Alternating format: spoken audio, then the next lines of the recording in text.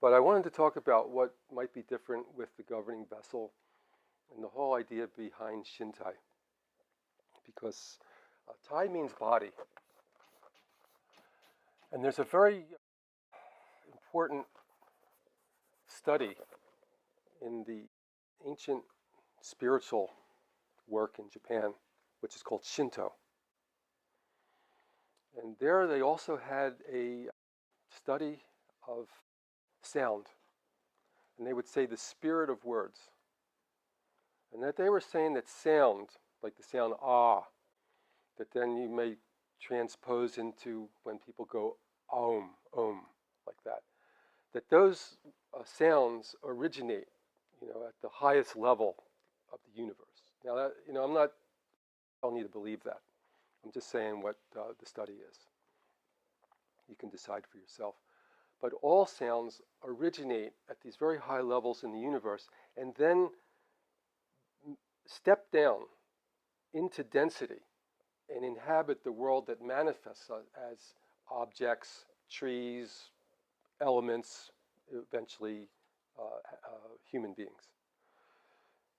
In that study, the word she is very important. There's a lot of words that have she. So it's saying that this is a primal tone. Ah is the most.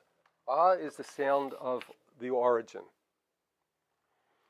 So that's why you have the child, when relates to his origin, says ah, ma, ama, mama. Almost all cultures, when the baby relates to the mother, has that sound in it. Even milk, the word is ama, is the word for milk. So when he relates to the mother, its origin, milk, sustenance. It's all coming from that ah. Well, the word she, as in Shiatsu, how do we usually define that? She. I mean, if you read a typical Shiatsu book, what's she? She. And it's interesting, in the middle of that is the ah, Shiatsu. So I'm going back to this idea of the spirit of sound, the spirit of words, and that they're vibrational in essence. The word is the most powerful thing because it has this essence of vibration behind it. And when you say something or you have a word that you bring into this plane, you're also manifesting with that. So she is usually thumb. And tsu is usually what? I guess you haven't read these old books, because the original Shiatsu books always had shi means thumb, tsu means pressure. Okay, thumb pressure. And the ah they kind of left out. Maybe we should make that ah like this. Shiatsu.com.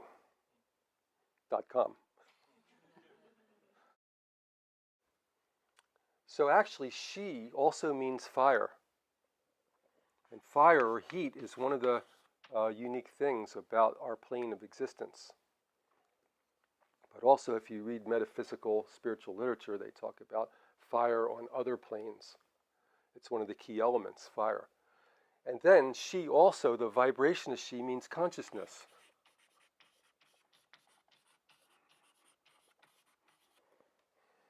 It also means the heart.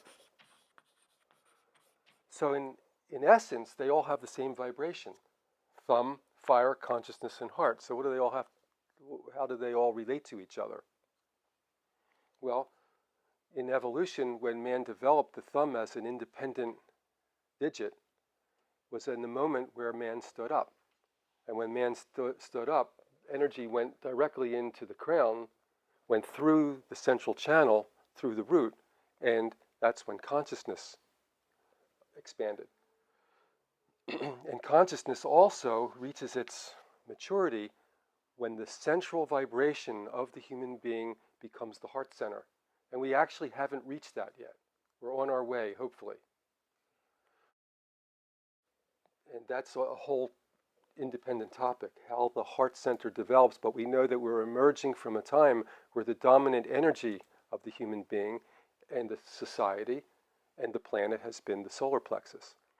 And that has good attributes, but it also has some that cause a lot of stress and suffering for human beings. The quality, exaggerated, of the solar plexus.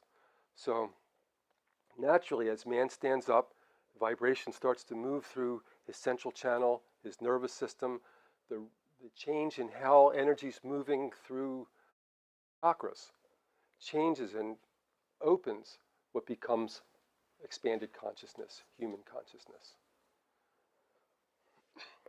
So that's how Shi influences through the mental plane, through the emotional plane, and through the physical plane. And pressure, which is Tsu also means the cycling of electromagnetic energy. Now that's something that you don't really expect. I didn't expect it when I learned that. But in order to have manifestation on this plane, you have to have pressure. It's a containment of vibration. And when we have that containment at a certain level of density, then you have cellular material, you have organic material, and eventually you have organic species. Tsu not only is pressure, but it also means this force that holds, that contains vibration and energy, that allows life and different kinds of species of the vegetable world and animal world to develop. Anyway, a little background on the word shiatsu. I don't think that the people that coined this term were thinking in that way. I heard the story about how the word shiatsu came about, and the master Namakoshi, not the one that's in charge of the Namakoshi school now, that's the son, but either the father or grandfather. And he literally was looking at the class one day when they were practicing not what was called shiatsu at the time, because in Japan they would teach different kinds of body work, like amna was one of them, and ampuku was another, and this was kind of a synthesis, and he just looked at what people were doing, and he went, shiatsu, that's what I heard. So it wasn't somebody that was in the laboratory thinking, we got to find a word for this, you know, what's the metaphysical quality?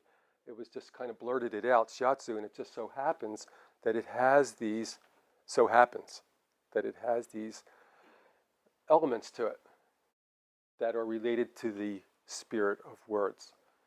And it is interesting that shiatsu as a form of body work really spread around the world.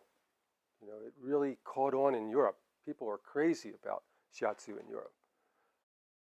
And you find it in Africa, you find it in Australia, you really find it in every country in the world now.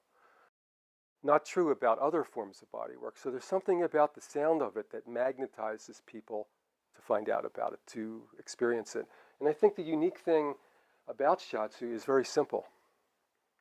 And I think that even though it can be good to develop an idea, and the way that Masanaga did that with the expanded meridian system, the Kyojitsu diagnosis, you know, a lot of the other ways that people have tried to develop it to interpret the meridian kyo and jitsu, and it's related to this anomaly, that anomaly, if you have this combination or that combination, and it gets very complex.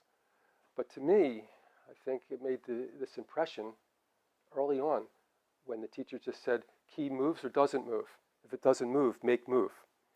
And I've witnessed, as I told before, some very strong physical ways to do that. And I'm sure that you don't need that you can do it in the most gentle, most passive way if you encourage the body in a certain way. And that gave birth to what I'm calling Shin Tai. Now, I'm not that concerned what you call it. The idea is make ki move. And I would take the make out. Don't force it. Encourage it. Encourage chi to move. So Tai, in the Shinto explanation of things, you have different levels of Tai, which means body. But you have Gentai, which means the earth body. And you have Yutai, and that's pretty much the magnetic body, or what we might call the astral body or emotional body. This is a vibrational configuration that emanates from ourselves into different dimensions. And then you have Reitai. And this is your radiatory body or mental body. Each one expanding further and further into more expanded and higher frequency dimensions. Now sometimes our frequency is so dense that we're contained within this Gentai plane. And so we're not aware of the part of ourselves that's operating in this emotional Yutai, or the part of us that's operating in this radiatory Reitai, and the effect that it has not only on our environment, but also coming back to ourself. So part of awakening and becoming conscious as a human being is to notice that. Notice the effect that our emotional life has not only on ourselves, but also the impact it has on others. And our radiatory or mental, how that impacts the world around us. So we awaken to that. And that's what the awakening of consciousness is. Shin Tai is, Shin is actually means origin. So I would say that Shin Tai means origin body.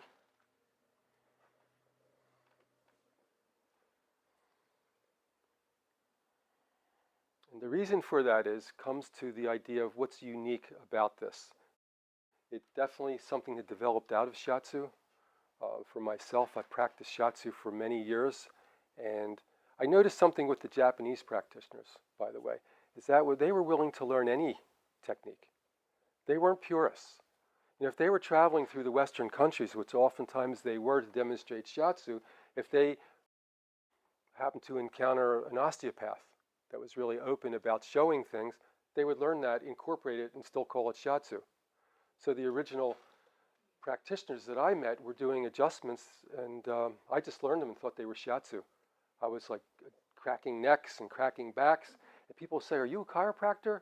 I would say, "No, I just do Shiatsu," and that's what my Shiatsu teacher from Japan taught me. So watching the body over the years and thinking about this, what's unique about Shiatsu is pressure. And I'm also wondering over and over again, what is the ultimate thing that body work can provide for other people?